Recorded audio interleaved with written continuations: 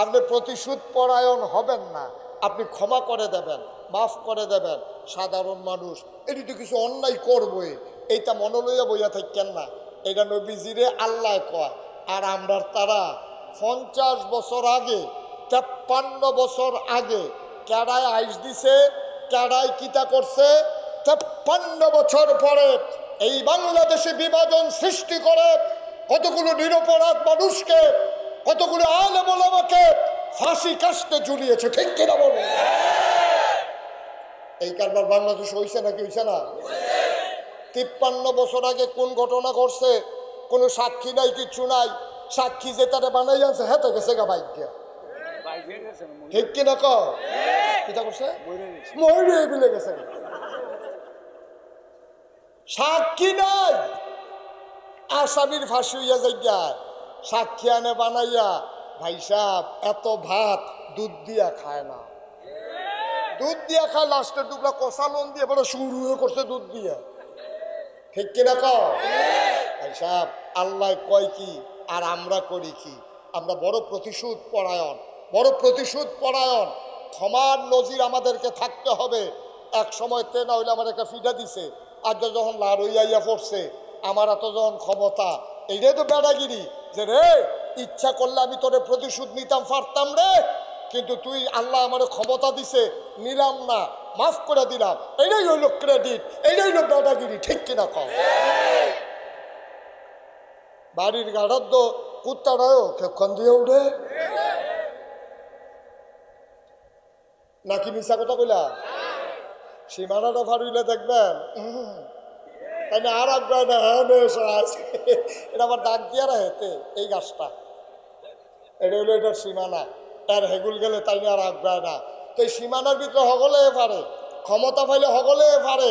ক্ষমতা পাইয়া নবীজি কয় সে প্রকৃত বীর নয় যে যুদ্ধকে সামনে পাইয়া, শত্রুকে সামনে পাইয়া যে এই তারে হত্যা করলো, সে প্রকৃত বীর নয়। প্রকৃত বীর সে যে অপরাধীকে ক্ষমা করে দিল, ঠিক কিনা কম? কত কথা কষ্ট হইতে আছে আপনাদের না? হযরত আলী রাদিয়াল্লাহু তাআলা আনহু উনি হলো জ্ঞানের সাগর, সাগর। নবীজি কিতা কইছে, আনা মাদিনাতুল ইলম ওয়া আলিয়ুন বাবুহা, আমি হইলাম এলেমের শহর। নবীজি কয় আমি হইলাম এলেমের শহর, আর এই শহরে ঢোকার দরজার নাম হইল আলী। সুবহানাল্লাহ বলেন না? আলীর জ্ঞান কি কম না বেশি? হুজুরে কয় না কম না বেশি? এই অধিক জ্ঞানের আলী যুদ্ধের ময়দানে গেছে, যুদ্ধের ময়দানে গেছে পরে তো এই যুদ্ধ তরবারি চালাইতে চালাইতে চালাইতে চালাইতে হাতে পরাস্ত হইছে।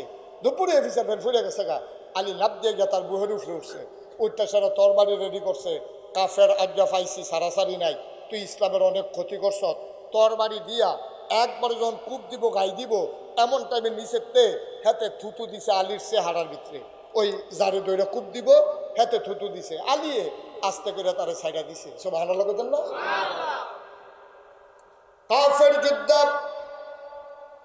ডাক দিয়া কয় আলী বুঝলাম না, বুঝলাম না, তোমার কত নির্পুরুষ মানুষ, আমারে এমন করে বাগে পাইয়া, এমন করে কায়দায় পাইয়া কত ক্ষতি আমি ইসলামের করেছি, তোমার সাথে তরবারি ধরেছি, কিন্তু তুমি এটা কি করলা বুঝলাম না। আমার এমন জায়গায় পাইয়া তুমি ইচ্ছে করলে তরবারি ঢুকাই দিতে পারতা, আমি তোমার রাগ উঠানোর জন্য আবার চেহারার ভিতরে থুতু পর্যন্ত মারলাম, তারপরেও তুমি কেন আমাকে তরবারি ঢুকাইলা না বুঝলাম না। আরে চোখের পানি ছেড়ে দিয়ে কয় ভাই, মান আহাব্বা লিল্লাহ ওয়া আবগাদা লিল্লাহ ওয়া আতা লিল্লাহ ওয়া মানা লিল্লাহ ফাকাদ ইস্তাকমালাল ঈমান। আমরা ভালোবাসি আল্লাহর জন্য, মানুষকে ঘৃণা করি আল্লাহর জন্য, দান সদকা করি আল্লাহর জন্য, খারাপ কাজ থেকে মানুষকে বাঁচাই রাখি আল্লাহর জন্য, আমাদের ব্যক্তিগত কোনো স্বার্থ নাই।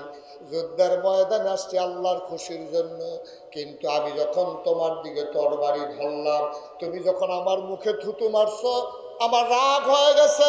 আমি চিন্তা করলাম তার এত বড় সাহস, তা আমার মুখে থুতু মারছে।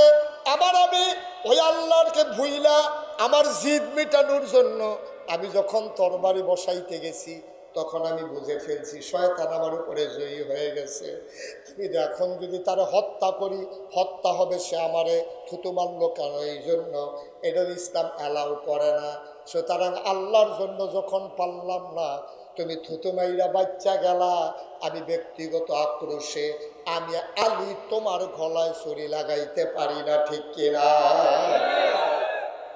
দেখছেন ইসলাম কারে কয়? ইসলাম কারে কয় খেয়াল করছে? আলী তারে হতাই লাইছে, তোর বাড়ি রয়ে গেছে গা, ইসলামের চরম দুশ্মন, যেই মাত্র থুতু দিছে না না না না, এখন তোমাকে আমি হত্যা করব না।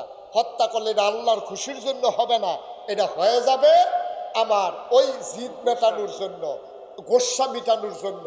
সুতরাং মনে রাখবা, ওই তোমার ব্যক্তিগত আক্রোশ নিয়ে তুমি যদি মানুষের উপর অত্যাচার করো, নির্যাতন করো, মনে রাখবা এটার জন্য দুনিয়ায় যেমন তেমন আল্লাহর কাছে জবাব দিতে হবে, ঠিক কিনা কও? খুব সাবধান, মন যা চায় তাই করা যাবে না। আমি তো বারবার বলি, 15 বছর ধরে এই মানুষগুলো যেমন করে বাংলার সহজ সরল মানুষের উপর অত্যাচার করেছে, ওই নিমসার বাজারে যারা সাদাবাজি করেছে, সিএনজি স্ট্যান্ডে যারা সিএনজি ওলাতে টাকা তুলছে, বাস স্ট্যান্ডে বাসের সামনে দাঁড়াইয়া যারা টাকা আদায় করেছে, একদল গেল। আমরা যদি আবার এসে আবার সাদাবাজি শুরু করি, তো আমরা তার মতোই হইলাম, ঠিক কিনা কও? বাংলাদেশের মানুষ এটা আর দেখতে চায় না। বাংলাদেশের মানুষ স্বাধীনভাবে একটা দেশ দেখতে চায়, যেখানে সাদাবাজি ছিল এখন আর সাদাবাজি থাকবে না, যেখানে সন্ত্রাস ছিল এখানে আর সন্ত্রাস থাকবে না। দাদা কোথায় কোথায় কোথায় কোথায় মানুষের উপরে আত্মুল্য বইয়া দিছে, কয় কি তারে দলটা করি, টেবিলে দলটা করে এমনি উদাম কইরা সিহন জিঙ্গা দিয়া ফাতফা ফাতফা করে বড় খিসর যাইতো, ঠিক কিনা কও? আমিন কর। কষ্ট হইতে আছে না? আবার কইসলাম, এখন নবীজিরে আল্লাহ না দায়িত্ব দিছে কয়টা? বুঝলা গেছে কয়টা? 1 নম্বরে ফাফু আনহুম, 2 নম্বরে ওয়াস্তাগফির লাহুম। শুধু আপনি ক্ষমা করবেন, এখানে শেষ না, ক্ষমাও করবেন। আবার যারা অন্যায় করছে উম্মতের পক্ষ থেকে আল্লাহর কাছে মাফ চাইবেন, সুবহানাল্লাহ বলবেন না? ওয়াশাবিরহুম ফিল আমর, এবং যে কোনো কাজ করার সময় সকলে লইয়া মেল মিটিং করে বইয়া পরামর্শ করে আর পরে করবেন। তাহলে নবীর মনটা কি গরম না নরম? বা কথাটা গরম না নরম? কম না বেশি? প্রমাণ আছে নাকি নাই? আসুন, নবীর মনটা যে নরম এটার একটা উদাহরণ দিয়া আমরা শেষের দিকে চলে যাব। আল্লাহ যেন সুযোগ দান করে সবাই কোনা আমিন।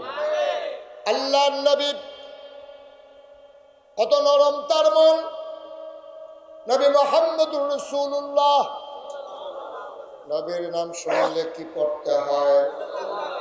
2-1 বান্দা বারবার, 2-1 দিন না প্রতিদিন, 2-1 সপ্তাহ না প্রতি সপ্তাহ, 2-1 মাস না 12 মাস, 2-1 বছর না সারা জীবন আমরা পড়ব সাল্লাল্লাহু আলাইহি ওয়াসাল্লাম।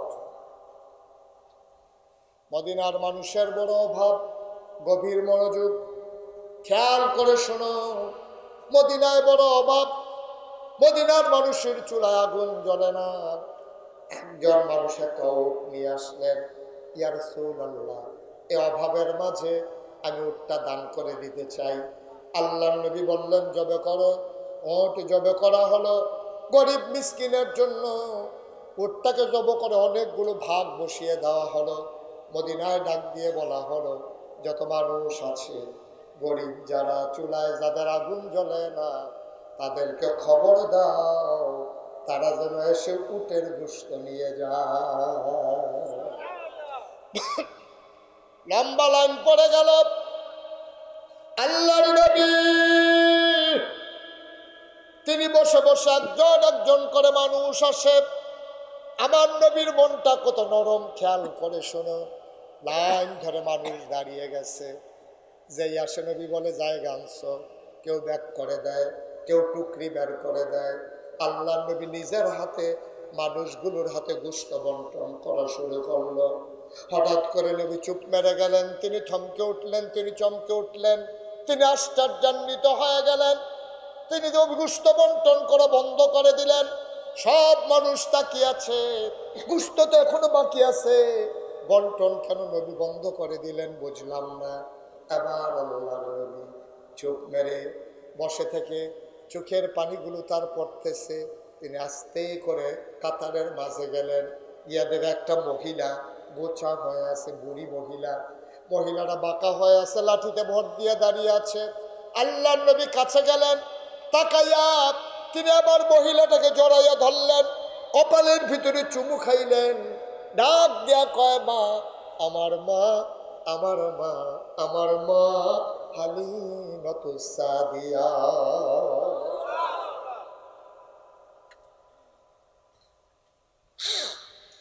জন্মের আগে বাবা হারিয়ে ফেলেছি, 6 বছর বয়সে মা হারিয়ে ফেলেছি, 9 বছর বয়সে দাদাও দুনিয়াতে নাই। আহারে মা, আহারে মা, আমার মা হালিমা। আমি বুকের দুধ খেয়ে খেয়ে তিল তিল করে বড় হয়েছি।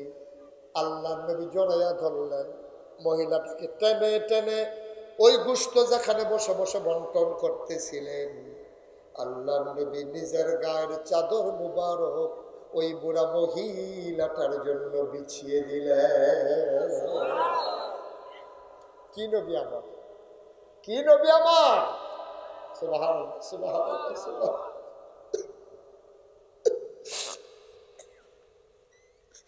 চাদরটা বিছাই দিলেন নবীজি। মহিলা ওই চাদরটার উপরে বসে পড়লেন।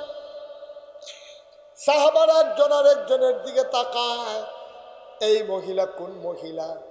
এই মহিলার কত বড় সাহস! দুজাহানের বাদশা নবীর গায়ের চাদরে বসে পড়ে, মহিলার সাহস কত! একজন আরেকজনের দিকে তাকায়। নবী আবার ডাক দিয়া কয়, সাহাবারা রে, ও সাহাবারা, আমি কার জন্য গায়ের চাদর বিছাইলাম তোমরা চিন্তায় পড়ে গেছো? 6 বছর বয়স আম্মা হারাই ফেলছি, আমি তখনও বুঝি নাই মা কারে কয়। আমি মায়ের গালে ধরে ধরে কান্দি। আমার দাদা আমার সান্ত্বনা দিয়া কয়, মোহাম্মদ আর কান্দিস না রে মোহাম্মদ, তোর মা তোর ডাকে আর সাড়া দেবে না। জন্মের আগে বাপ হারাইলাম, 6 বছর বয়সে মা হারাইলাম। ও মদিনার সাহাবারা, শোনো শোনো শোনো, এই মহিলা দুনিয়ার, এই মহিলা আমার অন্য কোনো মহিলা না। এই মহিলা যার বুকের দুধ খাইয়া তায়েফের ময়দানে আমি তিল তিল করে বড় হয়েছি, এই মহিলা সেই মহিলা, আমার দুধ মা হালিমাতুস সাদিয়া।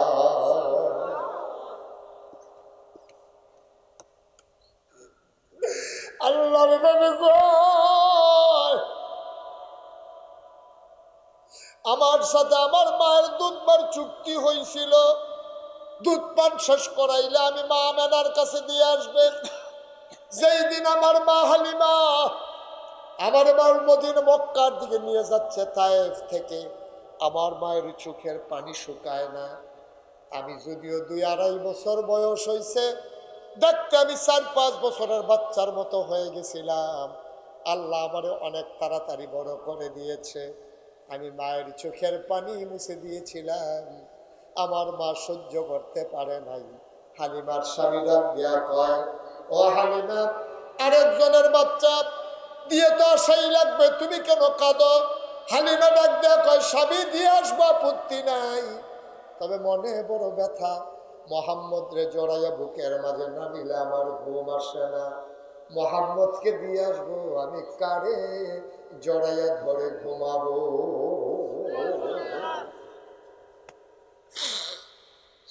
আল্লাহ নবী গায়ের চাদর বিছাইলেন, আবার বললেন, আম্মা আপনার কি খবর বলেন?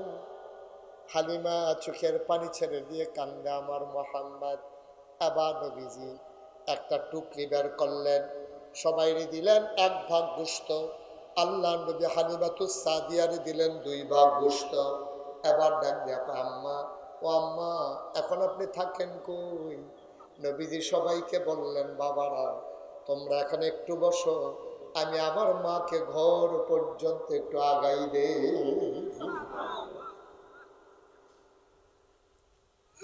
তোমরা একটু বসো, আমি আমার মারে আগাইয়া দে। এই প্যান্ডেলটার ভিতরে যারা হাজির হয়েছ, 33 বছর মুশতাক ফয়েজি মাহফিল করি, মাহফিলে কদম দিলে মাহফিলের ওজন বুঝি।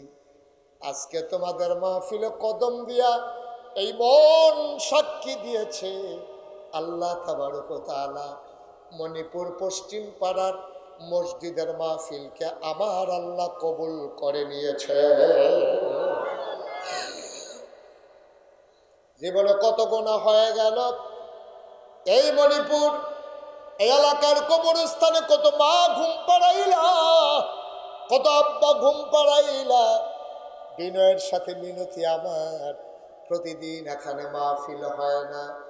আজকে মনটা সাক্ষী দিছে মাহফিল কবুল। বৃষ্টি আসি আসি করে আল্লাহ সুযোগ করে দিয়েছে। ওজন বুঝন আরে ভাই, আল্লাহ কি আল্লাহ আমার, তোমাদের ডাক আল্লাহ শুনে নিয়েছে।